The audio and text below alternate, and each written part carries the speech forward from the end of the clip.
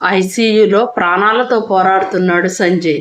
అతన్ని కాపాడడానికి దేశంలోనే పేరున్న బ్రెయిన్ సర్జన్ వచ్చాడు. కానీ అతను చెప్పిన మాటతో అక్కడున్న అందరి గుండెల్లో రైళ్లు పరిగెత్తాయి. మరోవైపు ఈ విషయం అర్చనకు తెలీదు. మనసు మమత పార్ట్ 6. ఏమంటున్నారు డాక్టర్? జీరబోయిన గొంతుతో అడిగాడు. డాక్టర్ క్షణం మౌనంగా నిలబడి అందరి వైపు చూశాడు. బ్రెయిన్కి తీవ్ర గాయమైంది. కోమాలోకి వెళ్ళే ప్రమాదం చాలా ఎక్కువ. ఒకవేళ కోమాలోకి వెళ్తే బ్రతికే అవకాశాలు దాదాపు లేవు అన్నాడు. ఆ మాట వినగానే సిద్ధు కాళ్ళు వణికిపోయాయి. కళ్ళ వెంట నీళ్లు ప్రవహించసాగాయి. ప్లీజ్ డాక్టర్, ఎలాగైనా మా అన్నయ్యను కాపాడండి. ఎంత ఖర్చైనా పర్వాలేదు అంటూ డాక్టర్ చేతులు పట్టుకున్నాడు. డాక్టర్ అతని భుజంపై చేయి వేసి, మా వంతు ప్రయత్నం మేము చేస్తున్నాం. మరో స్పెషలిస్ట్ డాక్టర్ని కూడా పిలుస్తున్నాను. ఆయన వచ్చాక పరిస్థితిని మళ్ళీ చూస్తాం. కాసేపు ఆగి, ప్రస్తుతం ఒక సమస్య ఉంది. అందరూ ఒకసారిగా డాక్టర్ వైపు చూశారు. పేషెంట్కి వెంటనే బ్లడ్ ఎక్కించాలి. మా బ్లడ్ బ్యాంక్లో ఉన్నది సరిపోదు. బయట ఒక్క బాటిల్ మాత్రమే దొరికింది. ఇంకా చాలా బ్లడ్ అవసరం. సిద్ధు ఒక క్షణం కూడా ఆలస్యం చేయలేదు. నాది మా అన్నయ్యది ఒకే బ్లడ్ గ్రూప్ డాక్టర్ అన్నాడు. డాక్టర్ మొహంలో ఆశ కనిపించింది. వెరీ గుడ్, వెంటనే వెళ్ళి బ్లడ్ ఇవ్వండి. ఈలోపు స్పెషలిస్ట్ డాక్టర్ వచ్చే ఏర్పాట్లు చేస్తాను. సిద్ధు తల ఊపాడు. మేము ఇక్కడ ఉంటాం, నువ్వు వెళ్ళి బ్లడ్ ఇవ్వు అన్నాడు కార్తీక్. ఇతని బ్లడ్ ఒకటే సరిపోదు, బయట కూడా ట్రై చేయండి. చాలా బ్లడ్ లాస్ అయింది అన్నాడు డాక్టర్. సరే డాక్టర్ అన్నాడు కార్తీక్. డాక్టర్ పక్కనే ఉన్న నర్సు వైపు తిరిగి, స్కానింగ్ రిపోర్ట్స్ వచ్చాయా అని అడిగాడు. ఇంకా రాలేదు డాక్టర్. రాగానే నా రూమ్కి తీసుకురండి అని చెప్పి తనతో వచ్చిన మరో ఇద్దరు డాక్టర్తో కలిసి అక్కడి నుంచి వెళ్ళిపోయాడు. సిద్ధు బ్లడ్ ఇవ్వడానికి మరొక నర్సుతో వెళ్ళాడు. కార్తీక్ మాత్రం ఫోన్ చేతిలో పట్టుకొని ఒక్కొక్కరికి కాల్ చేస్తూ బ్లడ్ కోసం ప్రయత్నించడం మొదలుపెట్టాడు. కావ్య, ప్రియ ఇద్దరు ఐసీయూ బయట ఉన్న కుర్చీలో కూర్చొని నిశ్శబ్దంగా ఉన్నారు. ఎవరికి నోట మాట రావడం లేదు. చుట్టూ నిశ్శబ్దం, నర్సుల అడుగుల చప్పులు తప్ప ఇంకేమీ లేదు. బావగారికి యాక్సిడెంట్ అయినట్టు మీకు ఎలా తెలిసింది? మీరెప్పుడు హాస్పిటల్కి తీసుకువచ్చారు అడిగింది కావ్య. మా గృహప్రవేశానికి కావలసిన షాపింగ్ చేసుకొని కార్తీక్ ఫ్రెండ్స్ని పిలవాలని వాళ్ళ ఇంటికి వెళ్ళాం. అక్కడ కాస్త లేట్ అయింది. వాళ్ళు బలవంతం చేయడంతో డిన్నర్ చేసి బయలుదేరాం. ఒక క్షణం ఆగింది ప్రియ. ఆ సంఘటన గుర్తొచ్చి ఆమె కళ్ళల్లో నీళ్లు తిరిగాయి. మధ్యలో రోడ్డు మీద పెద్ద యాక్సిడెంట్ అయ్యి కనిపించింది. ఎవరో ఒక వ్యక్తికి కూడా గాయాలయ్యాయి. అయినా కూడా తన గాయాలను లెక్క చేయకుండా రోడ్డు మీద పడిపోయిన ఇంకొక వ్యక్తిని లేపడానికి ప్రయత్నిస్తున్నాడు. కావ్య ఊపిరి బిగపట్టుకొని వింటుంది. మేము కూడా సహాయం చేయడానికి పరిగెత్తుకుని వెళ్ళాం. కార్తీక్ అతన్ని తిప్పి చూడగానే రక్తంతో పూర్తిగా తడిచిపోయిన మొహం కనిపించింది. నాకెందుకో బావలాగా అనిపించాడు. కానీ బావ ఎందుకు అవుతాడులే, ఈ టైంలో ఇటెందుకు వస్తాడు అనుకున్నాను. అయినా అనుమానం వచ్చి చీర కొంగుతో మొహం తుడిచాను. అప్పుడు మొహం క్లియర్గా కనిపించింది. నేను అనుమానిస్తున్నట్టు బావే. ప్రియ గొంతు వణికింది. కావ్య కళ్ళలో కూడా నీళ్లు ఉబ్బికాయి. వెంటనే అంబులెన్స్కి ఫోన్ చేశాం. అప్పుడే యాక్సిడెంట్ అయిన మరో వ్యక్తిని ఏం జరిగిందని అడిగాం. సంజయ్ బావ కారు నేరుగా తన లారీని ఢీకొట్టిందని, చివరి క్షణంలో తాను దూకేయడంతో డివైడర్ పక్కనే ఉన్న గడ్డిలో పడిపోయానని చెప్పాడు. అందుకే తనకు పెద్దగా గాయాలు కాలేదు. కానీ సంజయ్ బావ మాత్రం ప్రియా మాట పూర్తి చేయలేక తల ఉంచుకుంది. కొన్ని క్షణాలు ఇద్దరి మధ్య నిశ్శబ్దం అలుముకుంది. బావను అలా వదిలేయలేక హాస్పిటల్కి తీసుకువెళ్ళడానికి ప్రయత్నిస్తున్నాడు అతను. ఈలోపు మేము వెళ్ళాము. అంబులెన్స్ రాగానే ఇద్దరిని హాస్పిటల్కి తీసుకువచ్చాము. డాక్టర్లు వెంటనే ఫస్ట్ ఎయిడ్ చేసి స్పెషలిస్టులను పిలవాలని చెప్పారు. కార్తీక్ వెంటనే సిద్ధుకు ఫోన్ చేశాడు. ఇప్పుడు ఆ డ్రైవర్ ఎలా ఉన్నాడు అడిగింది కావ్య. ప్రియా సమాధానంగా, అతనికి ప్రాణాపాయం లేదు, అక్కడక్కడ దెబ్బలు తగిలాయి, చెయ్యి ఫ్రాక్చర్ అయింది, ఒక నెల రోజులు రెస్ట్ తీసుకుంటే సరిపోతుందని డాక్టర్లు చెప్పారు. అతని ఇంట్లో వాళ్ళకు కూడా ఫోన్ చేసి చెప్పాము. అతనికి అయ్యే ఖర్చంతా మేమే భరిస్తామని కార్తీక్ మాట ఇచ్చాడు. కొంత డబ్బు కూడా ఇచ్చాడు. కావ్య కళ్ళలో కృతజ్ఞత కనిపించింది. థ్యాంక్ యూ ప్రియా అంటూ ఆమె చేతులు పట్టుకుంది. ప్రియా వెంటనే నవ్వుతూ, ఏంటిది, నేనేమైనా పరాయిదాన్నా? అలా అని కాదు, మీరు బావగారిని చూడకపోతే పరిస్థితి ఏమయ్యేదో తలుచుకుంటే భయంగా ఉంది అంది కావ్య. మేము కాకపోతే ఎవరో ఒకరు సహాయం చేసేవాళ్ళు అంటూ అప్పుడే గుర్తొచ్చినట్టు అత్తయ్యకు బుజ్జికి చెప్పలేదా అంది ప్రియ. నేనే వద్దన్నాను, అత్తయ్య సంగతి తెలుసు కదా. అసలే సంజయ్ బావ అంటే ప్రాణం. ఈ విషయం తెలిస్తే ఆమె తట్టుకోలేరు. బుజ్జి కూడా అంతే. అందుకే పరిస్థితి తెలుసుకున్న తర్వాత చెప్పొచ్చని సిద్ధును చెప్పొద్దన్నాను అంది కావ్య.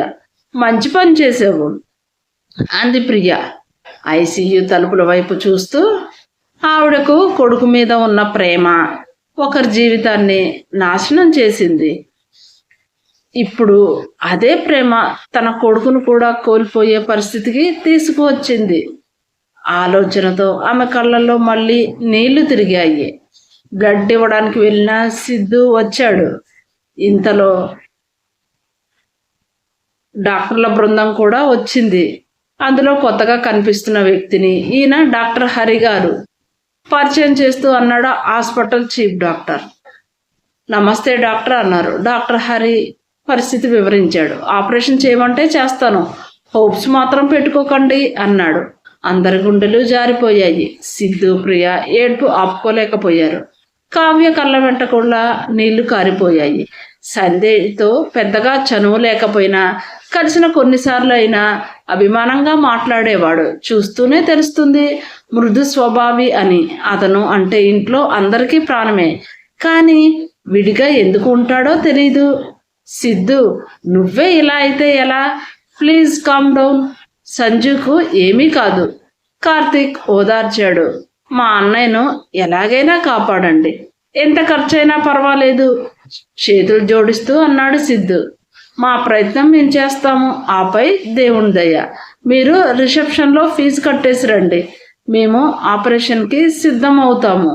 అన్నట్టు బ్లడ్ చాలా అవసరం అవుతుంది, ఏర్పాట్లు చేశారా అడిగాడు డాక్టర్. నేను బ్లడ్ ఇచ్చాను సార్ అన్నాడు సిద్ధు. అది సరిపోదు, ఇంకా కావాలి, చెప్పాను కదా అన్నాడు డాక్టర్. సిద్ధు వెంటనే కార్తీక్ వైపు తిరిగాడు. కార్తీక్, బ్లడ్ గురించి ఏమైనా కనుక్కున్నావా అన్నాడు. కార్తీక్ నిరాశగా తల ఊపాడు. మా ఫ్రెండ్స్ ఇద్దరు అవుట్ ఆఫ్ స్టేషన్లో ఉన్నారు, ఏం చెయ్యాలో అర్థం కావటం లేదు అన్నాడు. ప్రస్తుతం ఉన్న బ్లడ్తో మొదలు పెడదాం, ఈలోపు మీరు ప్రయత్నించండి, మీరు వెళ్ళి ఫీజు కట్టేసి రండి అన్నాడు డాక్టర్. సిద్ధు వెంటనే రిసెప్షన్కి వెళ్ళిపోయాడు. కొద్దిసేపటికే ఫీజు కట్టి తిరిగి వచ్చాడు. కానీ కార్తీక్ ఎంత ప్రయత్నించినా బ్లడ్ మాత్రం దొరకలేదు. అతను ఆలోచిస్తూ, మీ సిస్టర్ది సరిపోతుందేమో, ఒకసారి రమ్మంటే అన్నాడు. సిద్ధు నిరాశగా తల ఊపాడు. తనది అన్నయ్యది ఒక గ్రూప్ కాదు అన్నాడు. ఇంకెవరైనా రిలేటివ్స్, ఫ్రెండ్స్? కార్తీక్ అన్నాడు. ఆ మాట వినగానే సిద్ధుకు ఒక్కసారిగా ఏదో గుర్తొచ్చింది. వెంటనే ఫోన్ తీసి కాంటాక్ట్స్ ఓపెన్ చేశాడు. అది గమనించిన ప్రియ, ఎవరికి బావా అడిగింది. విక్కీకి అన్నాడు సిద్ధు. విక్కీకా అని ఆశ్చర్యంగా అంది ప్రియ. అంతలోనే అత్తయ్య ఏదో అనబోతుండగా సిద్ధు వెంటనే అన్నాడు, నేను అన్నయ్య గురించి తప్ప ఇప్పుడు ఎవరి గురించి ఆలోచించడం లేదు. ప్రియ మళ్ళీ అంది, విక్కీ వస్తాడా? సిద్ధు ఏమాత్రం సందేహం లేకుండా, వస్తాడు, మనలా కాదు, అన్నయ్య గురించి చెప్తే తప్పకుండా వస్తాడు అన్నాడు. సిద్ధు చెప్పిన మాటలు విన్న వెంటనే అవతలున్న వ్యక్తి నిద్రమత్తు ఒక్కసారిగా వదిలిపోయింది. ఏంటి, యాక్సిడెంట్ అయిందా అన్నాడు. అవును, బ్లడ్ కావాలి. సిద్ధు జరిగిన విషయం మొత్తం వివరించాడు. నేను బ్లడ్ ఇచ్చాను కానీ సరిపోదంటున్నారు అన్నాడు. అవతల వ్యక్తి ఒక్క క్షణం కూడా ఆలస్యం చేయలేదు. 10 నిమిషాల్లో అక్కడ ఉంటాను అని చెప్పి కాల్ ముగించాడు.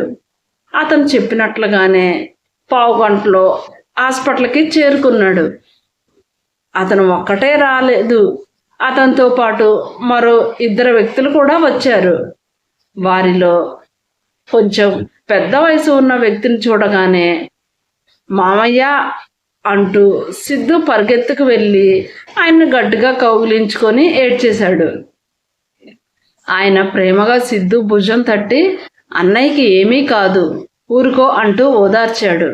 డాక్టర్లు ఎక్కడ ఉన్నారు అడిగాడు ఆ వ్యక్తి. సిద్ధు వెంటనే వాళ్ళ దగ్గరికి తీసుకువెళ్ళాడు. డాక్టర్లు సంజయ్ పరిస్థితి మొత్తం వివరించారు. అంతా విన్న ఆయన ఆపరేషన్ చేయడానికి ఇంకా ఎంత సమయం ఉంది అని అడిగాడు అక్కడ ఉన్న డాక్టర్లని. ఒక 2 గంటల లోపు చెయ్యాలి, ఆ తర్వాత ఏం చెయ్యలేము అని డాక్టర్లు చెప్పారు. ఆయన ఎందుకు అడుగుతున్నారు సందేహంగా చూశారు. ఆయన ప్రశాంతంగా famous brain surgeon doctor Krishnaprasad గారిని రప్పిస్తాను అన్నాడు. ఆ మాట వినగానే అక్కడున్న డాక్టర్లు ఒకరి ముఖం ఒకరు చూసుకున్నారు. ఆయన చాలా ఫేమస్ డాక్టర్, ఆయన అపాయింట్మెంటు అంత ఈజీగా దొరకదు, కనీసం 6 నెలల ముందే బుక్ చేసుకోవాలి అన్నారు. తెలుసు, నేను పిలిపిస్తాను అని ధైర్యంగా చెప్పి బయటికి వచ్చాడు. కాంత్, చంద్రమ్మకు ఫోన్ కలుపు అని తన ఫోను అతని చేతిలో పెట్టాడు. తర్వాత విక్కీ వైపు చూసి, విక్కీ నువ్వు వెళ్ళి బ్లడ్ ఇవ్వు అన్నాడు. సరే డాడీ అని చెప్పి విక్కీ వెంటనే వెళ్ళిపోయాడు. అప్పటికే కాంత్ ఫోన్ కలిపి ఆయన చేతిలో పెట్టాడు. అవతల నుంచి ఏంటి ఈ టైంలో అనే స్వరం మత్తుగా వినిపించింది. ఆయన పరిస్థితి మొత్తం వివరించాడు. మీ కజిన్ డాక్టర్ కృష్ణప్రసాద్ గారు అర్జెంటుగా ఇక్కడికి రావాలి, ఎన్ని కోట్లైనా పర్వాలేదు, నేను పే చేస్తాను అన్నాడు. అవతల వ్యక్తి క్షణం పాటు ఆలోచించి ఒక 2 నిమిషాలు ఆగు, మళ్ళీ చేస్తాను అన్నాడు. ఆయన చెప్పినట్టుగానే కొద్దిసేపటికి మళ్ళీ ఫోన్ చేశాడు. నువ్వు లక్కీ, ఆయన ఇప్పుడు హైదరాబాద్లోనే ఉన్నారు, కొంచెం ఆలస్యమైతే ఫ్లైట్ ఎక్కేసేవారే. విషయం చెప్పాను, వస్తానన్నారు, లైన్లోనే ఉన్నారు, ఒకసారి మాట్లాడు అన్నాడు. హలో డాక్టర్ అంటూ తనను తాను పరిచయం చేసుకున్నాడు ఆ వ్యక్తి. సంజయ్ పరిస్థితి మొత్తం వివరించి ఎన్ని కోట్లైనా పర్వాలేదు, మీ ఫీజు నేను ఇస్తాను, మా సంజును బ్రతికించాలి అని వేడుకున్నాడు. అవతల నుంచి డాక్టర్ కృష్ణప్రసాద్ డబ్బు గురించి కాదు, మా చందుకు అయిన వాళ్ళంటే నాకు అయిన వాళ్ళే, నేను ఇప్పుడే వస్తున్నాను, కంగారు పడకండి అన్నాడు. ఆ మాటకు ఆయన కాస్త ఊపిరి పీల్చుకున్నారు. మా అబ్బాయిని ఎయిర్పోర్ట్కి పంపిస్తాను, అక్కడే ఉండండి డాక్టర్ అన్నాడు. మీ అబ్బాయి నా కోసం ఇక్కడికి వచ్చి మేమిద్దరం కలిసి వచ్చేసరికి చాలా టైం పడుతుంది, ఇప్పుడు ప్రతి క్షణం విలువైనదే, నేనే ట్యాక్సీలో వచ్చేస్తాను అన్నాడు doctor Krishnaprasad. Thank you doctor, మీరు ఒక్క 5 నిమిషాలు వెయిట్ చేయండి, అక్కడ దగ్గరలోనే మా మేనేజర్ ఉన్నాడు, అతను మిమ్మల్ని తీసుకొని వస్తాడు అన్నాడు. ఈ టైంలో అతన్ని ఎందుకు ఇబ్బంది పెట్టడం, నేను వచ్చేస్తాను, ప్రాబ్లం లేదు అన్నాడు డాక్టర్. ఆయన చిరునవ్వుతూ ఇబ్బంది ఏమీ లేదు డాక్టర్, మీరు ట్యాక్సీ బుక్ చేసుకొని లేపు అతను అక్కడికి వచ్చేస్తాడు, ఎలాగో టైం పడుతుంది కదా అన్నారు. సరే అని డాక్టర్ కృష్ణప్రసాద్ కూడా ఎక్కువ మాట్లాడకుండా అంగీకరించారు. ఫోన్ కట్ చేసిన వెంటనే ఆయన తన మేనేజర్ రవికి కాల్ చేశాడు. అవతల నుంచి చెప్పండి సార్, ఏ టైంలో కాల్ చేశారు అంటూ ఆవులిస్తూ అన్నాడు రవి. డిస్టర్బ్ చేస్తున్నందుకు సారీ రవి అన్నాడు. అయ్యో సార్, అదేమీ లేదు, చెప్పండి వినయంగా అన్నాడు. ఆయన జరిగిన విషయం మొత్తం చెప్పి, ఎయిర్పోర్ట్లో డాక్టర్ గారు ఉన్నారు, ఆయనను జాగ్రత్తగా తీసుకొనిరా, ఆయన ఫోన్ నెంబర్ నీకు సెండ్ చేస్తున్నాను అన్నారు. అలాగే సార్, ఇప్పుడే వెళ్తాను అన్నాడు రవి.